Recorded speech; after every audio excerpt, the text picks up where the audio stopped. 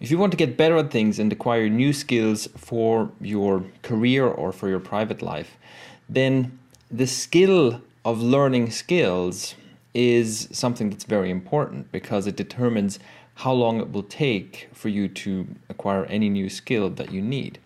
And the book I'm talking about today is a really good book to read on this topic. The book is called Peak by Anders Ericsson and Robert Poole.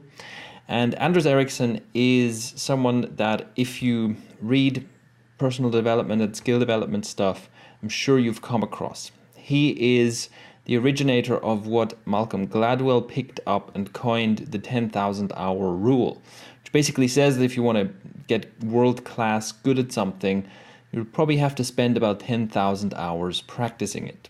As you'll see, things are a little more complicated than that, and this book, Peak, goes into a lot of detail on why.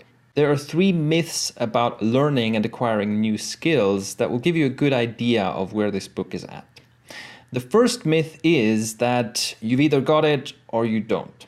This is what Carol Dweck calls the fixed mindset, and it's the idea that, if you look around and you compare yourself to someone else and they're better at something than you go, well, they're just more talented and I'm just no good at this and they are good at this. And maybe you look at yourself and say, oh, there's something I'm good at. Well, I got lucky, right? Somehow I'm genetically good at this thing. So obviously, if you believe that, then you won't be motivated to learn, and you don't even believe that learning really matters. And of course, there is piles and piles of research and evidence to show that this belief is simply not true. The second myth is that if you just do something, then you will get better at it. So basically, if you just work at your job, then whatever your job is, because you're working on it every day, because you're essentially practicing that thing every day, you must get better at it over time. And so someone who has worked in a profession for a long time must be better than someone who hasn't. And this is also not entirely true. So it's true that sometimes, just if you look at someone who's worked in a field for longer, then they're better, they have more experience, they are more skilled. But just as often, that is not the case. And so, for example, a study of doctors shows that on average, people who have been doctors for a very long time, their skills are actually slightly lower than people who have just come out of training. So over time, even if you practice something every day, such as by working in a field, you don't necessarily get better. In fact, the default seems to be that your skills will slowly decline over time. The third myth is what you might think to apply as a fix to the second myth. So you should, okay, if I only work on it, if I only do it, and kind of on autopilot, I'm doing something, I don't get better. So what I'll do is I'll make an effort, right? I will try to improve. I will work hard to improve. And again, this will probably increase your skills, but it might not do so at all. It might do so very slowly. And if you simply say to yourself, okay, I'm going to work hard at getting better at this, then you are nowhere near where you could be in terms of how quickly and how effectively you can get better at something. So what is the solution? The solution that Anders Ericsson proposes is what he calls deliberate practice, which is a very specific type of practice, which consists of, first of all, figuring out what do the best people in the field do. He calls this mental representations. You want to figure out what are the mental representations of the top performers in the field. How do they think about this? What are kind of mental shortcuts and visualizations and tools, mental tools that the best people in the field use?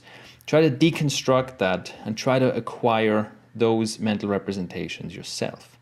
And then, of course, yes, making an effort and practicing is important, but what's also important is to have a very clear idea of exactly what subset of a skill you want to improve and to get rapid feedback. This is very important because even if you're just trying hard, if you just go, okay, I want to be a better writer, so I'm going to write and I'm going to try hard to write better.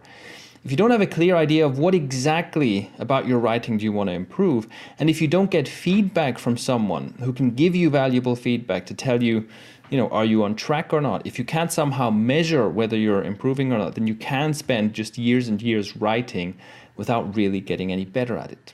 if you want to get better at really anything, there is some good news and some bad news in this book. The good news is that what we think of as innate talent pretty much doesn't exist in any practical sense. Anders Ericsson has studied many prodigies, and he says that I can report with confidence that I've never found a convincing case for anyone developing extraordinary abilities without intense, extended practice.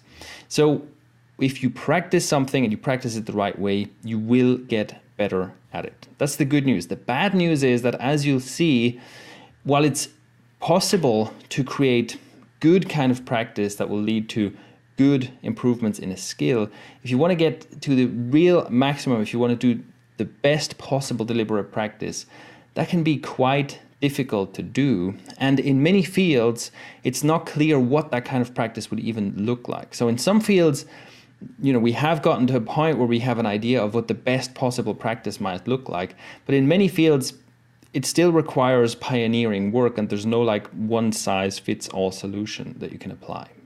Overall, I enjoyed this book and I can recommend it.